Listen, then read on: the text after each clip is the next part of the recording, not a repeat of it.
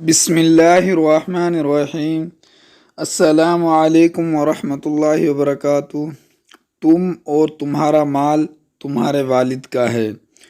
تم اور تمہارا مال تمہارے والد کا ہے۔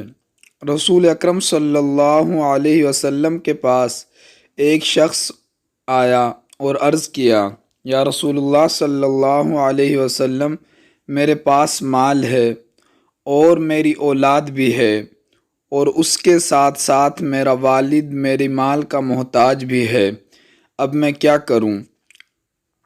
حضرت صلی اللہ علیہ وسلم نے ارشاد فرمایا، تم اور تمہارا مال تمہارے والد کا ہے، بے شک تمہاری اولاد تمہاری بہترین کمائی میں سے ہے، چنانچہ اپنی اولاد کی کمائی سے کھاؤ۔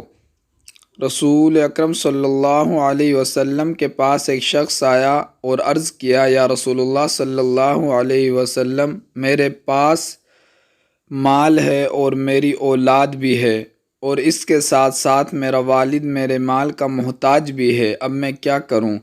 آن حضرت صلی اللہ علیہ وسلم نے ارشاد فرمایا، تم اور تمہارا مال تمہارے والد کا ہے، تم اور تمہارا مال تمہارے والد کا ہے، بے شک تمہاری اولاد تمہاری بہترین کمائی میں سے ہے، چنانچہ اپنی اولاد کی کمائی سے کھاؤ۔